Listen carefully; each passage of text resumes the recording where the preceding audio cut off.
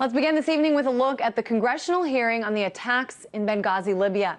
Capitol Hill was abuzz today with questions like who knew what when, as the House Government Oversight and Government Reform Committee questioned high-level officials on the security situation in Libya leading up to those attacks a month ago that resulted in the death of U.S. Ambassador Christopher Stevens and 3 other Americans.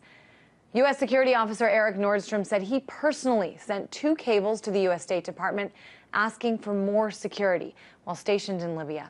Here he is speaking at the hearing a little earlier today.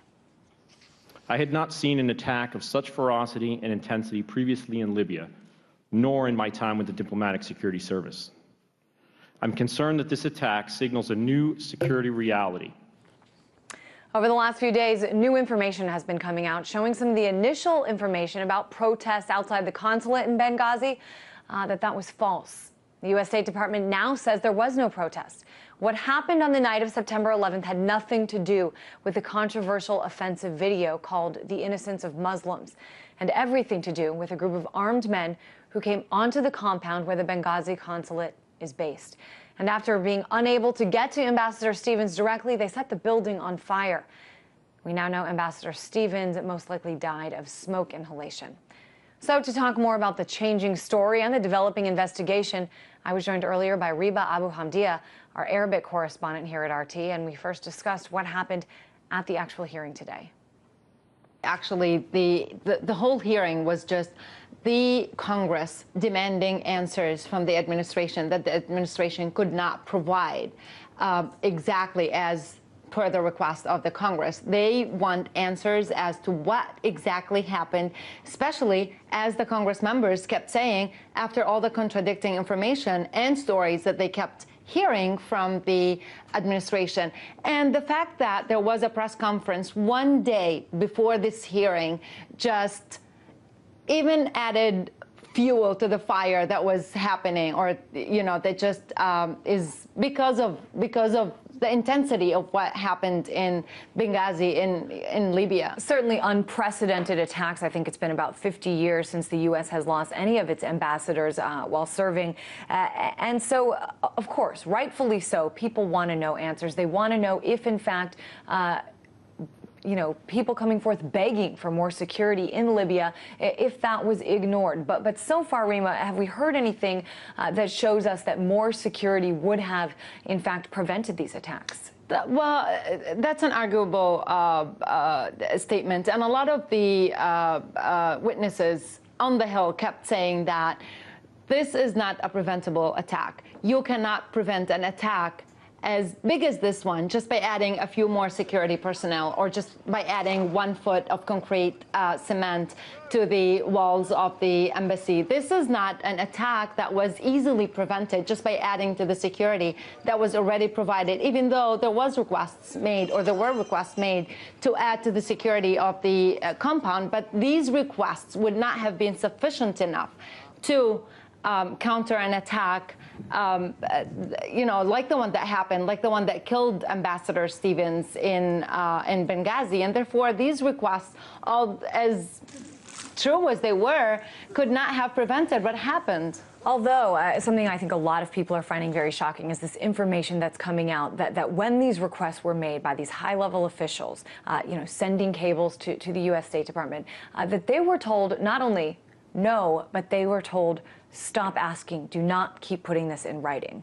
Especially in a place like Benghazi, where everybody kept talking about how insecure the country was after the revolution, how weapons were just in everyone's hand. They did not even know who the groups that had the weapons, what their affiliations were. So these requests should have made more sense to the authorities, especially to the security authorities, knowing how bad the situation is on the ground in Libya. Yeah, it seems to me that even if they weren't going to send more security right away, it seems to me a more normal answer, at least, would be, we're going to look into this and see what we can do, not no and stop asking. That's like, something that a mom tells her, toddler at the supermarket, you're not going to get this candy. This is real serious business here, Rima.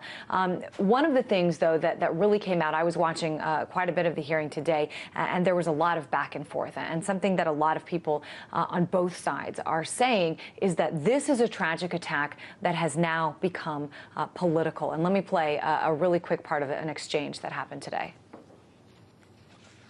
Requests for extensions of more security by the mission in Libya, however, appear to have often been rejected, or even, more deliberately, officials in Washington told diplomats in Libya not even to make them. Although the chairman claims we are pursuing this investigation on a, quote, bipartisan basis, that has simply not been the case. So what we have there is Chairman Darrell Issa. He's the chairman of this committee, and the ranking member, Elijah Cummings. Now, according to Congressman Cummings, the GOP concealed many of their interactions that they had with some of these top officials. Congressman Cummings also said documents were withheld, and that violates, as most people know, that violates House rules. In addition, Cummings said, we were notified less than 24 hours before they were going to take this fact-finding mission to Libya, i.e., we weren't invited. We were left out of this trip. And when it comes to an international investigative trip, this should be something that everyone is involved in. Talk a little bit about the politicization, or at least, alleged politicization of this investigation. A lot of people would say the politicization of the event. Actually, you cannot but say that this has become a political issue for both parties. Both are trying to gain political gains, basically, from this event by the government, the authorities trying to conceal information at the beginning, giving different reports, giving different stories as to what happened on that day, is trying to save their face as to why they have not provided more security, why Ambassador Stevens was not told not to go there in the first place because of the fragile situation in Benghazi, in Libya as a whole. And on the other aisle of the political spectrum in the U.S., you have the GOP, who's trying to just criticize the administration instead of trying to actually really find out what happened then and how to prevent it in the future. It seems to me, we have gotten to a point, of course, Rima, we are 4 weeks out of an election, and things have gotten so divided in this country surrounding which political party people are members of. And it seems like even an issue like this that really does concern the entire country as a whole, as a united whole, this is something that both parties, I guess, are just going to try to use in the election.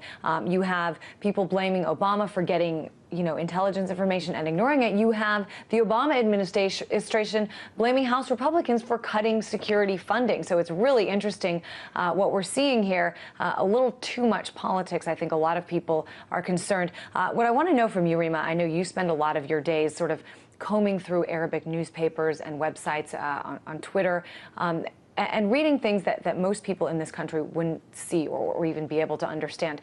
What do people in other countries make of this investigation, and especially the changing story? I don't want to say this has divided the Arab world, but it definitely, there is two different sets of viewpoints on this issue, if not more. I'm sure there is a lot more. But one prevailing argument that I would say is very interesting is the fact that people are saying in the past, the administrations kept supporting those regimes in power, hoping that they would have the popular support that they would like to have from the Arabs, from the Arab and Muslim populations, and that did not get them anything. That did not take them anywhere, actually. And right now, they jumped on the Arab Spring. They supported the Arab Spring, the Arab revolutions, and the results are the same. The U.S. is viewed just in the same way as it was before. This is a challenge. The Arab Spring, the Arab revolutions are posing a challenge to the U.S. policy, foreign policies in particular. And that's a challenge that many people are saying that the U.S. will not be able to meet, not in the near future, especially because what's going on in the Arab world is evolving, and they don't know where they're headed. And therefore, the U.S. not being able to determine its policies clearly on the Arab Spring, given different views on different countries, they will also have to face what's going on in the Arab world. So many implications coming out of this. Of course, as we mentioned, that investigation on Capitol Hill going on as we speak. RT Arabic correspondent Rima Abu Hamdia, thanks so much for your insight as always.